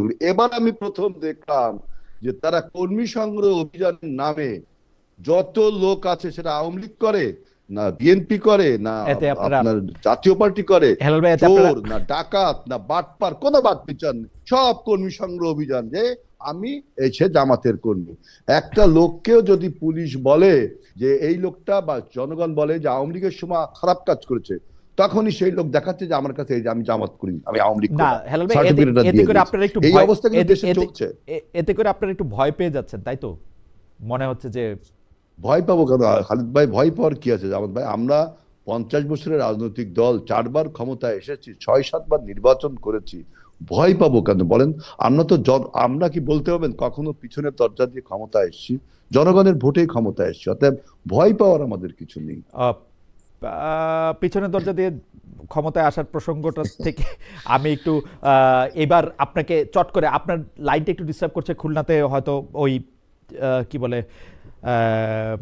ইন্টারনেটের স্পিডটা ঠিক আছে কিনা আমি ঠিক জানি না। তারপরও আপনাকে আমি চট করে একটু প্রশ্ন করে রাখি যে এনসিপিকে জোটে নেয়ার ব্যাপারে বিএনপির অবস্থান কি? এটা মাঠ পর্যায়ের নেতৃবৃন্দের কাছ থেকে আপনারা কি জানতে পারছেন? একই প্রশ্ন আমাদের মানব ভাইকেও করব। বক্তব্য স্পষ্ট। আমরা কিন্তু আগেই সিদ্ধান্ত নিচ্ছি, জামাত এক্সেপ্ট জামাত, আমরা যে কোনো দলের সাথে জোট করতে আমরা প্রস্তুত রয়েছি। তবে নির্বাচনের পরে জয় পরাজয় যাই হোক, আমরা সবাইকে নিয়ে জাতীয় সরকার, অর্থাৎ এনসিপি কে নেব না এই কথা কিন্তু আমরা বলিনি। জামাত বাদে যে কোনো দলের সাথে আমরা জোট করতে প্রস্তুত রয়েছি। তার মানে আপনারা আগে থেকে এটা বলে রাখছেন এনসিপির যে মানে ওরা যাই করুক না কেন ফলাফল নির্বাচনের পরে তারা একটু মন্ত্রিত্ব বা একটু এমপিত্ব পাবে, এরকম ব্যাপারটা? না, ব্যাপারটা এরকম না। আমরা আপাতত বলছি যে জামাতের বিপক্ষে তারা অবস্থান নিক, নির্বাচনের পরে তাদেরকে আপনারা কিছু কিছু না কিছু দিবেন, তাই তো? আমরা খালেদ ভাই, যে আমরা যদি জয়লাভ করি, আমরা কিন্তু বলছি সবাইকে নিয়ে, জামাতকে নিয়ে সরকার গঠনের কথা বলছি, ও কিন্তু নির্বাচনের কথা বলিনি। কারণ কি, নির্বাচনটা আপনার কম্পিটিটিভ হওয়া যায়। ওকে আমরা যদি সবাই এখন ঐক্যবদ্ধ হয়, তাই তো আমি নির্বাচনে যাই, শেখ হাসিনা নির্বাচন ওকে যায়। এই জন্য আমরা বলছি যে যেহেতু এখন ইন্টারেস্টিং। জামাত প্রধান রাজনৈতিক দল হয়ে উঠছে, দ্বিতীয় সারি থেকে প্রথম সারিতে এসছে, অর্থাৎ তাকে নিয়ে যদি আপনি জোট করেন, তাহলে কোথা থেকে আপনি রাজনীতিটা করবেন? ওকে, নির্বাচনটা করবেন কিভাবে? ইন্টারেস্টিং।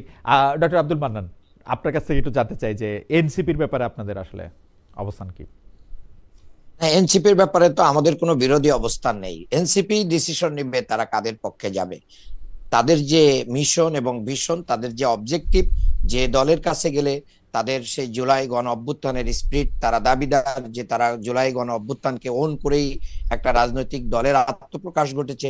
যদি সেটা বিএনপির ভিতরে যে যদি সেটা তারা ভালো পায়, তাহলে অবশ্যই তারা বিএনপিতেই যাবে। আর যদি মনে করে যে জামাতের কাছেই তাদের এই স্পিরিট কি হবে, ফুলফিল হবে, জামাত এটাকে ওন করে, জামাত জুলাই স্পিরিটের শহীদ আহত থেকে শুরু করে জুলাই সনদ বাস্তবায়নে অগ্রণী ভূমিকা পালন করে, তারা যদি জামাতের সাথে আসবে। এই ডিসিশন আমার মনে হয় যে তাদের পরেই থাকা দরকার।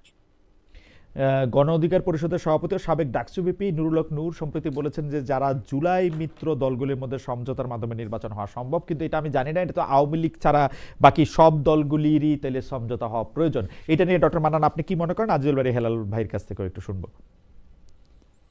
আমি একটা কথা খুব স্পষ্টভাবে মনে করি, যেহেতু বিগত 3টা টার্মের যে নির্বাচন বাংলাদেশে হয়েছে, 17 বছরে আমরা বহু লাঞ্ছনার শিকার হয়েছি আমরা, মানে আমাদের জীবনগুলো দুর্বিষহ ছিল।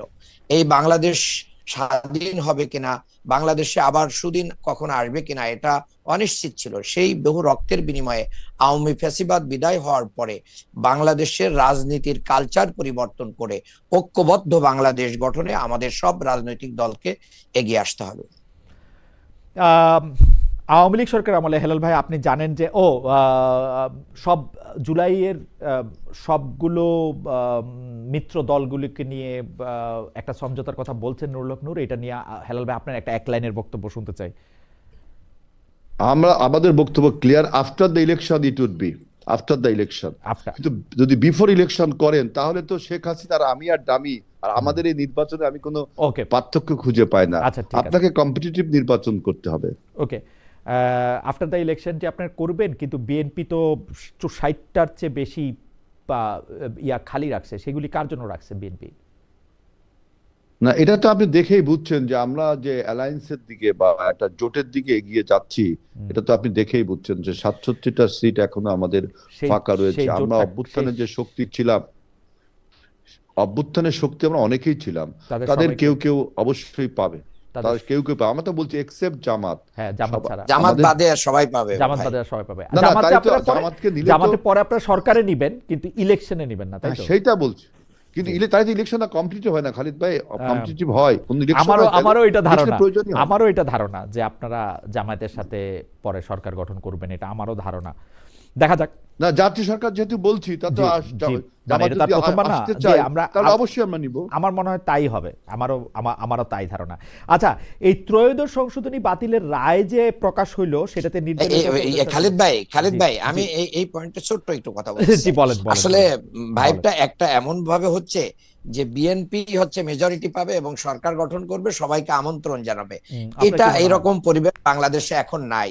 যে কোনো দলই যে কোনো জোটই কি করতে পারে, উইন করতে পারে। আসলে বিএনপি তো আশাই করবে, বিএনপি তো বললো জামাতে নিয়ে সরকার করবে, জামায়াত কি করবে কিনা, জামায়াত কি বিএনপি নিয়ে সরকার করবে? যদি জামাত সবাই করে, জামায়াত বিএনপি, আমরা দেশপ্রেমিক সকলকে নিয়েই বাংলাদেশ গঠন করব ইনশাআল্লাহ। রাইট, বিএনপি দেশপ্রেমিক কিনা?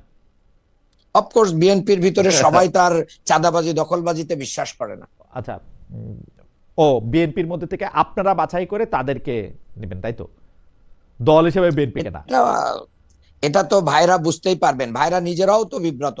7,000 মানুষকে ওনারা কি করেছেন, মানে সাসপেন্ড করেছেন, আবার সাসপেন্ড, হ্যাঁ, তো কাজেই ওনারাই তো বিব্রত। কাজেই এরকম আগামীর রাজনীতিতে এটা করবেন কিনা। আমি দেখলাম যে আমার আসনে ইশরাক সাহেব হচ্ছেন ওনাদের প্রার্থী, তো উনি বলছেন যে আমরা কোনো চাঁদাবাজ দখলবাজকে কি রাখবো না, আমাদের সাথে রেখে নির্বাচন করব না। আমি দেখলাম চারিদিকে ওনার যারা দাঁড়িয়ে আছেন অধিকাংশ লোকই তাদের চেনে, তারা কারা। না, সেটা তো আপনি বলবেন বটেই। আচ্ছা, যাই হোক, ত্রয়োদশ সংশোধনীর বাতিলের রায় যে অবৈধ ঘোষণা করে নির্বাচনকালীন তত্ত্বাবধায়ক সরকারটা এটা করছে, এইটার ক্ষেত্রে বিএনপির মতামত একটু জানতে চাইবো হেলাল ভাই। এর ফলে মানে ত্রয়োদশ সংশোধনী যেহেতু আবার বহাল হইল, সেহেতু আগেকার তত্ত্বাবধায়ক সরকার ব্যবস্থাও রিইনস্টেট হইল। আপনারা কি এটার পক্ষে কিনা? হেলাল ভাই কি বলেন, মান্নান ভাই কি বলেন? অবশ্যই 13th অ্যামেন্ডমেন্টের মাধ্যমে আবার তত্ত্বাবধায়ক সরকার ব্যবস্থা আপনার চালু হলো, এবং এই তত্ত্বাবধায়ক সরকার ব্যবস্থা চালু করবার জন্য বিএনপি কতটা সংগ্রাম করেছে 96 সালে আপনারা জানেন, সেই ইতিহাস আমি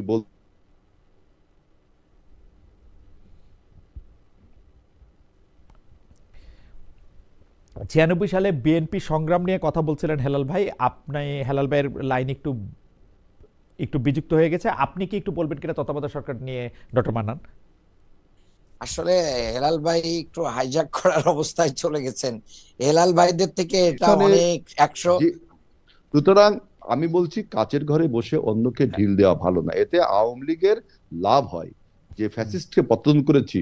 এই যে চাইল্ডিশ মার্কা অ্যাটিটিউড করলে কিন্তু রাজনীতির আমরা আপনাকে শুনতে পাই না। হেলাল ভাই, আমরা আপনাকে শুনতে পাই না। আপনি স্পেসিফিক কোনটাকে শিশু সুলভ আচরণ বলছেন আমাদের একটু বলবেন? আমরা কিছুক্ষণ আপনাকে এই যে দেখেন না, কথায় কথায় বলা হচ্ছে যে চাঁদাবাজ, সন্ত্রাসী। আমি তো দেখলাম আমার দীর্ঘ রাজনৈতিক জীবনে জামাতে ইসলামী বাংলাদেশে যে সমস্ত ক্ষেত্রে চাঁদাবাজি করেছে, এটা খুব বড় বড় একটা ব্যাংক দখল হয়ে যাচ্ছে, স্কুল দখল হয়ে যাচ্ছে, এটাকে চাঁদাবাজ না। আমি বলছি যে এই ধরনের কথাবার্তা অন্যকে আপনি চাঁদাবাজ সন্ত্রাসবাজ বলে ভোট যদি পাইতেন, আপনি এগুলো বলছেন আবার ভোট যুদ্ধে আসতে রাজি হচ্ছেন না, কারণ আপনি ভোটটাকে পিছিয়ে দিতে চাচ্ছেন। হেলাল ভাই, আমি আসলে মান্নান ভাইয়ের বা মান্নানের পক্ষে নিতে চাই না, কিন্তু আপনি একটু খেয়াল করলে দেখবেন যে মান্নান সাহেব যেগুলি বলছেন তার অধিকাংশ কথা জনাব তারেক রহমানও বলছেন। জনাব তারেক রহমানও কিন্তু চাঁদাবাজির বিপক্ষে অবস্থান নিয়েছেন, আপনি দেখেন, সবাইকে সতর্ক করে দিয়েছেন। বিএনপির লোকদের কথাই বলছেন, প্রায় একই কথা ডক্টর আব্দুল মান্নান বলছেন, মানে একটু এদিক ওদিক না। আমিও তো সেটা বলছি খালেদ ভাই, আপনি দেখেন আপনি এটাকে শিশুসুলভ কথা বললে কেমনে হবে? কোন না, আপনি আমার কথা, আমি এই জন্যই বলছি যে বিএনপি কোন অভিযোগকে অ্যাকসেপ্ট করছে, ডিনায়াল টেন্ডেন্সিতে আমরা ভুগছি না। আমি বহু আগে এই কথা ক্লিয়ার করেছি। কিন্তু জামাত ইসলাম কি দুধে দুয়া তুলসী পাতা? তারা কি কখনো স্বীকারিত করছে না তারা চাঁদাবাজি করে? সন্ত্রাস স্বীকারিত করছে না। এই যে ডিনায়াল টেন্ডেন্সি, এইটাই তো শিশু সুলভ একটা আচরণ। ওকে, আপনি ডিনায়াল টেন্ডেন্সি কে বলছেন। ডক্টর মান্নান, আপনি একটু বলবেন কি যে আসলে ব্যাংক থেকে শুরু করে অন্যান্য ব্যবসা প্রতিষ্ঠান দখল, এবং আমি কিন্তু এটাও শুনেছি জামায়াত হচ্ছে বড় বড় ব্যবসা প্রতিষ্ঠানকে তারা বলছেন যে আপনাদের সমস্যা আছে, আপনারা এত টাকা চাঁদা দিবেন। এইটাও কিন্তু এটা বলছেন বড় বড় ব্যবসা প্রতিষ্ঠানকে, যেটাকে বলা হচ্ছে যে তারা ইচ্ছা করে সেটা টাকা দিচ্ছেন। আপনাদেরকে যদি বলা হয় আপনারা দল পরিচালনা করছেন কিসের টাকায়, আপনারা বলেন যে চাঁদায়, যে বলেন যে মেম্বারদের চাঁদায়, কিন্তু এইটা নিরপেক্ষ ভাবে হইলে অনেকেই বলে থাকেন যে তার চেয়ে অনেক বেশি পরিমাণ টাকা আসলে জামাতের আছে। এটা একবারে সম্পূর্ণ ভিত্তিহীন গুজব এবং বানোয়াট একটি কথা। আমি আব্দুল মান্নান প্রতি মাসে আমার আয়ের 5% দিয়ে আমি এই দল চালাই। আমাদের হাজার হাজার নেতা কর্মীরা নিজেদের টাকা দিয়ে নিজেদের সম্পত্তি বিক্রি করে আমরা এই দল পরিচালনা করি। আমরা কারোর কাছ থেকে এভাবে জোর করে প্রেসার করে আমরা প্রেসার করেন না তো, আপনারা ফোন করেন, ফোন করে বলেন সমস্যা আছে, তারপর তারা টাকা দেন। প্লিজ খালিদ ভাই, আমি আপনাকে বলি, আমি যদি বলি যে আমি একটা লাশ দাফন কাফনের জন্য আমাদের একটা অ্যাম্বুলেন্স লাগবে, খালিদ ভাই আপনার যদি অ্যাবিলিটি থাকে আপনি দেন, আপনি যদি এটা দেন, তাহলে এটা কি চাঁদাবাজি? আপনারা থার্ড পার্টি, আমি একটা কথা বলি মান্নান, ডক্টর আব্দুল মান্নান, আমি একটা কথা বলি, আপনারা থার্ড পার্টি অডিটের মাধ্যমে আপনারা কি এটা দেখাইতে পারবেন যে আপনারা আসলে নিজেদের মেম্বার চাঁদা কত, বাইরে থেকে কত চাঁদা আসে?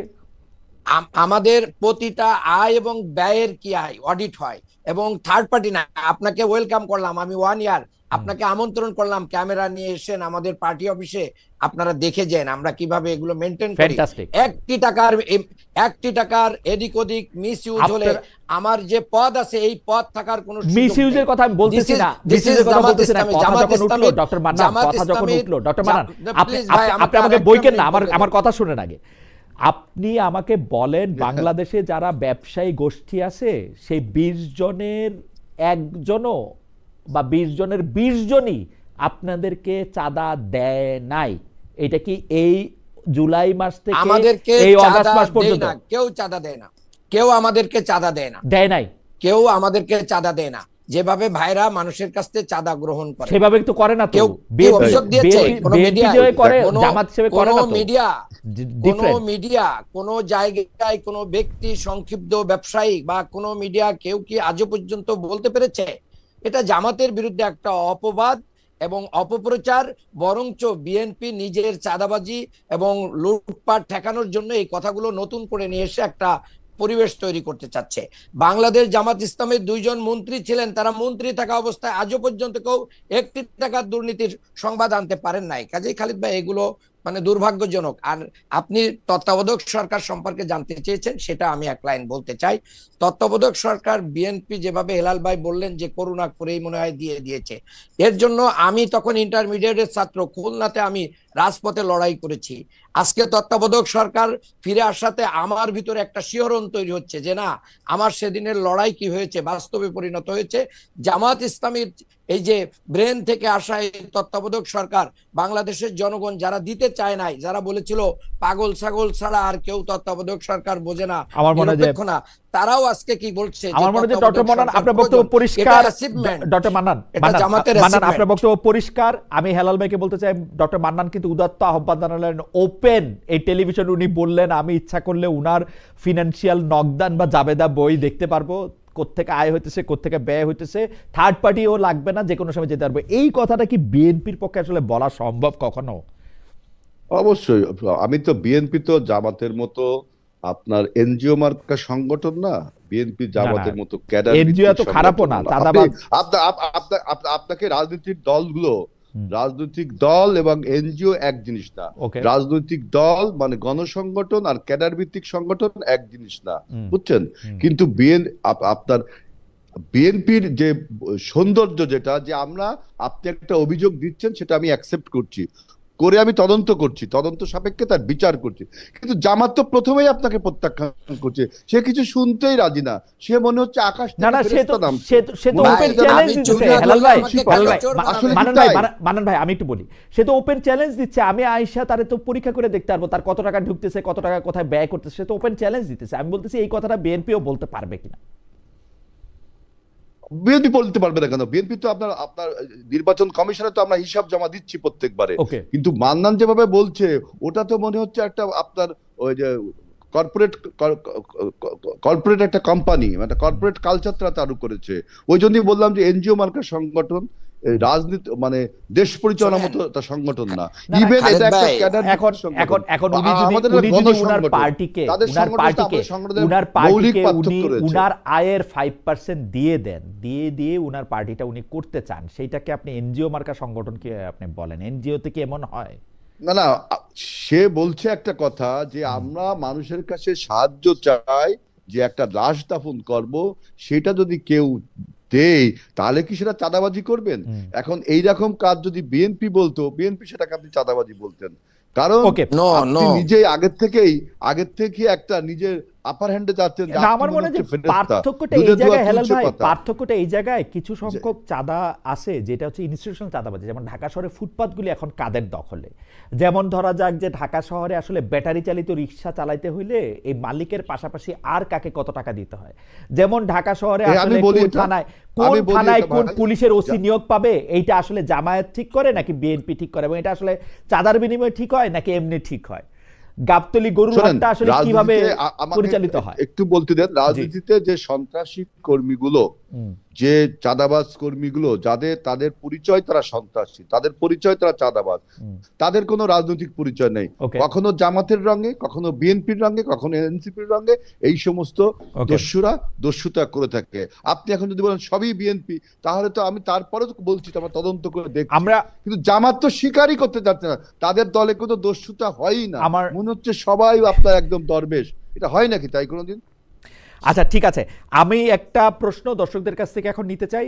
একটা প্রশ্ন না, একটা কথা, যে উনি মিজান খান উনি বলছেন যে সাহস থাকলে দুইজনকেই বলেন যে তারা বলুক যে আওয়ামী লীগের ভোট তাদের লাগবে না। আপনারা এটাতে রেসপন্ড করবেন কিনা, এটা আপনাদের ইচ্ছা।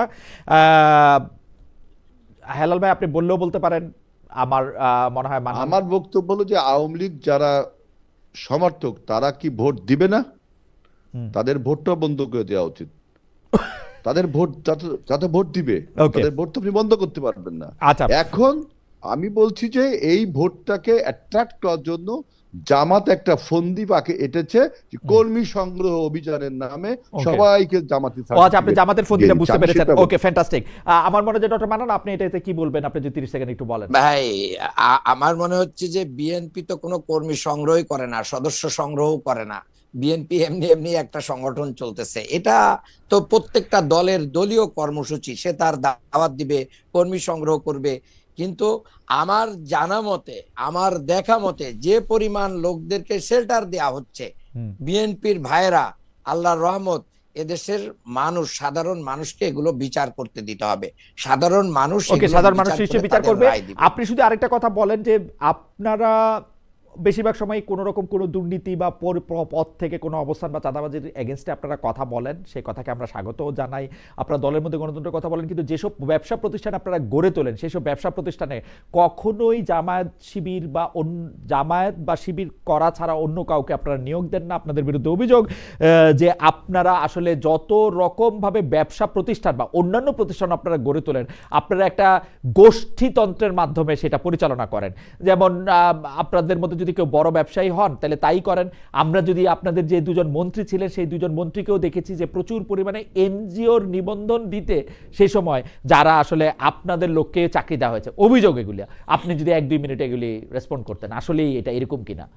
শোনেন, বাংলাদেশে জামাত ইসলামী যতগুলো প্রতিষ্ঠানের সাথে সম্পৃক্ত আছে বা জামাত সমমনা লোকেরা সম্পৃক্ত আছে, তারা বাংলাদেশের আইন কানুন নিয়ম এবং চাকরির বিধিবিধান মেনটেন করেই জনগণকে নিয়োগ দেয়। কাজেই এটা একবারেই মানে আমাদের প্রতি কি করা হচ্ছে যে না আমরা এটা দেই না। অবশ্যই খালেদ ভাইকে আমি বলতে চাই যে আপনি যখন একজনের নীতি নৈতিকতা জায়গায় যদি আপনি প্রুভ করতে পারেন যে এই লোকের চেয়ে মিস্টার আব্দুল মান্নানের চেয়ে আজিজুল বারী হেলালের নীতি নৈতিকতা বেশি, কিন্তু দুইজনের একাডেমিক যোগ্যতা সেম, পরীক্ষায় একই নাম্বার পেয়েছে, তাহলে আমি যদি আজিজুল বারী হেলাল ভাইকে আপনি যদি জব দেন, আমি কি ওই অভিযোগ দেব যে উনি দলীয় কারণে চাকরি পেয়েছেন? এটা তো হতে পারে না। এই প্রিফারেন্স ট্রুক আছে বলেই তো আমরা আমাদের এই জায়গায় খেয়ানতের জায়গায় প্রায় একই ধরনের কথা শেখ হাসিনার শেষ প্রেস কনফারেন্সে শুনছিলাম কিনা, মিল লাগে একটু একটু। না না, কেন মিল লাগবে? কারণ হচ্ছে যে আপনি তো পরীক্ষার মাধ্যম দিয়ে নেন, এই নিয়োগটা তো পরীক্ষার মাধ্যমে হয়, তো পরীক্ষা ছাড়া তো আমরা কাউকে নিয়োগ দেব না। বাংলাদেশের একটা ব্যাংক পরিচালনা, একটা হাসপাতাল পরিচালনা যারা জামায়াত শিবির না করে তাদের চেয়ে যোগ্য আর কোনো কেউ আপনাদের এখানে আসে না? অফকোর্স এখানেও বহু এরকম লোক আছে যারা জামাত শিবিরের বাইরে, অনেকেই চ্যালেঞ্জ করতেছে যে এর বাইরে কেউ নাই। এটা হয়তো ভাইরা হয়তো খুঁজে পান না, এখানে আসেনি না দাওয়াত দিতে, তা খুঁজে পাবেন কি করে? আচ্ছা ঠিক আছে, আমার মনে হয় যে ডক্টর আব্দুল মান্নান খুব চমৎকারভাবে বলেছেন। আমরা শেষ 1 মিনিট করে শুনতে চাই যে এই যে সামনে যে নির্বাচন আসতেছে হেলাল ভাই, সেই নির্বাচনের ক্ষেত্রে আপনি যদি 2টা পয়েন্ট আপনাকে বলতে বলা হয় যে বিএনপিকে ভোট দেওয়ার পক্ষে, সেই 2টা পয়েন্ট কি হবে?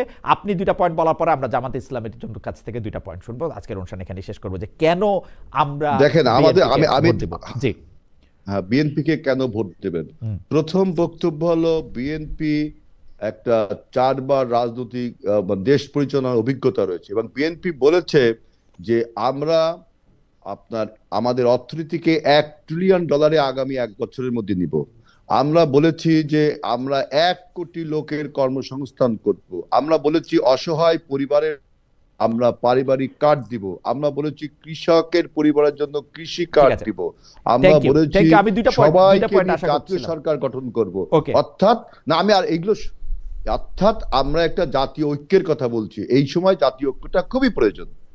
আপনাকে অনেক ধন্যবাদ। আমি ডক্টর আব্দুল মান্নান আপনার কাছ থেকে শুনতে চাইবো 1-2 মিনিট। 1 মিনিট। জি থ্যাংক ইউ। আমি খুব সংক্ষেপেই বলতে চাই। 1 নম্বর হচ্ছে এদেশের সবচেয়ে বড় ক্যান্সারের নাম হচ্ছে দুর্নীতি। আমরা দুর্নীতি মুক্ত একটা বাংলাদেশ গড়ে তুলবো ইনশাআল্লাহ। আমরা সন্ত্রাস মুক্ত, তারপরে মাদক মুক্ত একটা বাংলাদেশ গড়ে তুলবো। এই বাংলাদেশে আমরা ক্ষুধা দারিদ্রতা চিকিৎসা অন্ন বস্ত্র বাসস্থানের নিশ্চয়তা আমরা নিশ্চিত করব ইনশাআল্লাহ। বাংলাদেশ জামাত ইসলামী এটা যে পারবে তার প্রমাণ এখন জনগণ পেয়ে যাচ্ছে। তারা বাংলাদেশ জামাত ইসলামের আদর্শিক যেই অবস্থান এটা তাদের কাছে স্পষ্ট। আদর্শিক কারণে বাংলাদেশের জনগণ জেনজি জামাত ইসলামীকেই আগামী বাংলাদেশে ভোট দিয়ে বিজয়ী করবে ইনশাআল্লাহ। আপনাকে অনেক ধন্যবাদ ডক্টর আব্দুল মান্নান। 1 মিনিট আর তো সময় নাই হেলাল ভাই, আপনাকে 1 মিনিট বলে আবার মান্নান ভাইকে বলতে পারেন। জি বলেন। আমার 30 সেকেন্ড। আমার এই মান্নানের কথা শুনে আপনার কুসুম কুমারী দাসের আদর্শ ছেলে কবিতার কথা মনে হয়ে যাচ্ছে যে আমাদের দেশে সেই ছেলে কবে হবে, আপনার কথাই না বড় হয়ে কাজে বড় হবে। আমার এই মান্নানের কথাই মনে হচ্ছে যে আমাদের দেশে জামাত কবে ভোট দেন জামাতকে, হেলাল ভাই জামাতকে ভোট দেন, জামাতকে ক্ষমতায় আনেন, দেখেন কাজে বড় হয় কিনা। ভোট না পেয়ে জামাতকে ভোট দিতে বলেন সবাইকে, আপনি দেখেন সবাইকে জামাতকে ভোট দিতে বলেন, দেখা যাক জামাত বড় ছেলে হয় কিনা।